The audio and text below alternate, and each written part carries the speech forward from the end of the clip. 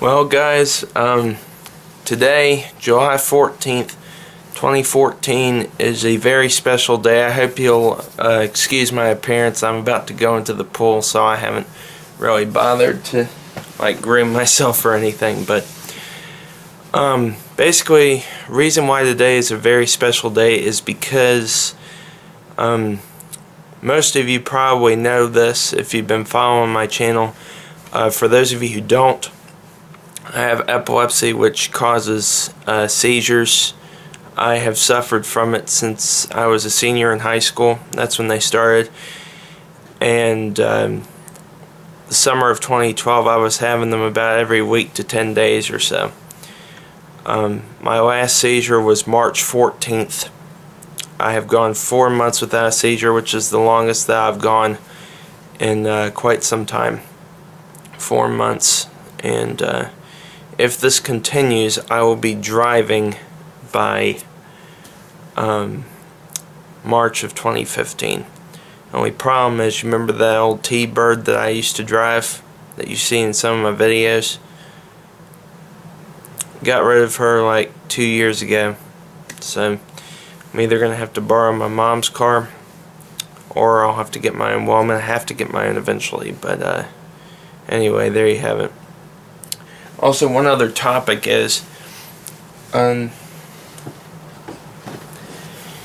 this camera? I'm going back to my old camera. Remember this guy right here? It's Canon R40. Bought it in 2013. I'm not going to stop using the Sony. For those of you who are concerned about that, I'm not stopping the Sony.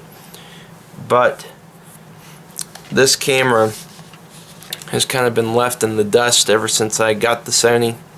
And I don't know, I just kind of feel bad for it for some reason. I know that sounds kind of weird, but I don't know. I mean, the video quality isn't as good as the Sony, due in part to its image sensor. This Sony that I'm recording with right here has a 2.39 megapixel image sensor, whereas this is a 2.07. 2.07 megapixels is the minimum for true full HD video. As you may or may not know, JVC's models have a 1.5, so it's an interpolated 1080 video, and it's also 1080i, not 1080p. It upscales to 1080p once you put it through the HDMI, which is one reason I did not go for JVC. But anyway, that's not the point here. But anyway, the quality is not quite as good as the Sony on here, but I think it's close enough, and it does look HD. But also, you have to keep in mind, you know, once you put it through YouTube, it messes with the quality some because it compresses. Now, the battery on this camcorder, I had gotten the Wasabi batteries before, but they were not decoded, and as a result of that, they didn't show the remaining time. It had a red battery mark, or red battery icon with a question mark. These, on the other hand, I don't know if you've heard of this brand, Power 2000. You get it off Amazon.com, like the Wasabis, but I gotta wait for it to come in focus here. Why is it not doing it? Anyway, it's a Power 2000, and actually I got it on manual focus. Let me switch real quick, hold on. Alright, take two. I apologize for that. I had it on manual focus because a buddy of mine that I met at Fostoria, I was doing the night shots, and he said manual focus was better. So now what I thought I would do is use these for daylight shots and then use the Sony for night, because as you may have found out, this Canon doesn't do very well with night shots. Never has. I've had to brighten up the shots, but anyway, going back to the Wasabi batteries. The Wasabi batteries are 3.6 volt, 2900 milliamp hours. These, on the other hand, Power 2000, 3000 milliamp hours. Now, I can get in between I think between 150 and 180 minutes. So between 2.5 and 3 hours for this battery, whereas the original Canon battery, the BP718, only gets about 90. So, and also it's a 3.6 volt battery, whereas the Sony battery that came with the Sony is a 7.2 volt, and the Optekas that I ordered a while back are 8.4. So obviously the Sony batteries are a little bit higher voltage, but anyway, and this camcorder is made in China, but you know, isn't everything out there? Even the Sony I'm shooting with is made in China as well. But this is a good camcorder for just rail fanning in general. I would not recommend this camcorder to people who shoot like professionally. Like if you're looking for a high-end camcorder, this is not it. If you want Canon's higher end camcorders, you're going to want to get the G30 or the XF100 or 200 if you can afford it, because those have got pro grade image sensors, whereas this does not. But anyway, just wanted to let you know what's been going on, and I do understand that I haven't been out since Fostoria, and since I've been going about every week or two, y'all are probably a little concerned, but don't worry, I'm planning on going out soon. I know I've had a lot of non-rail fanning videos lately, and it's kind of filler material, but I don't want anybody to worry, because I mean I've had some things come up, some personal things. I'm not going to go into detail, but I haven't been able to get out lately because of it.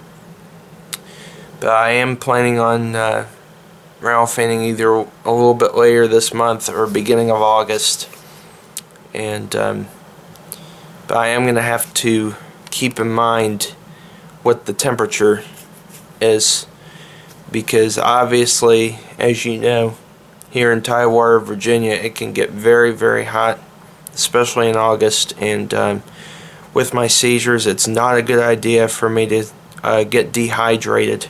I mean, I know I can drink water and stuff, but if I get too overheated, it can cause me to have a seizure. And like I said earlier in this video, I haven't had one in 4 months, and I prefer to keep it that way, especially because I've got less than a year to go before I can drive again. That is, if I don't have any more. If I have another one, it's going to start my time over. So, and I don't want that, and I'm sure y'all don't want that either. So, anyway, but I think we're going to have kind of a, I don't know for sure because I'm not a professional weather forecaster, but I think we're going to have a warmer winter. Please, God, I hope so. Then last winter, as you may or may not know, we had a terrible winter this year. It overstayed its welcome. And actually on Facebook, please pardon my French, but somebody posted, you know those some e-card things that you see on Facebook and stuff? They actually said, "Dear winter, you've overstayed your welcome. Kindly pack your shit and go."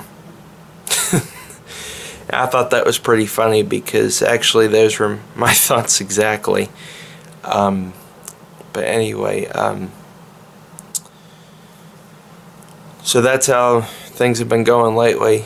But hopefully I mean, I know next winter is several months away, but hopefully it will be better than next time, because it was cold until into March, and I think part of April too. So it was pretty brutal. We were experiencing not quite a Minnesota, Wisconsin winter, but pretty darn close to that.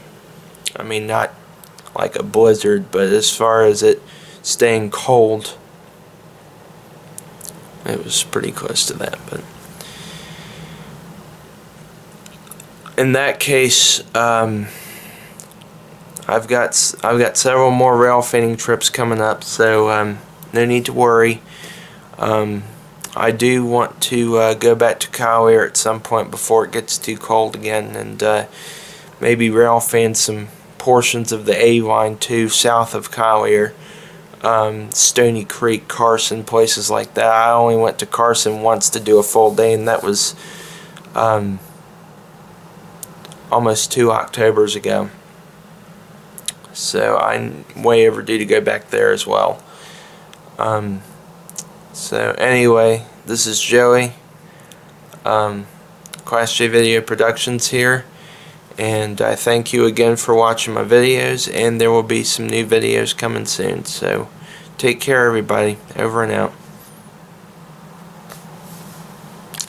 Stay safe at the tracks.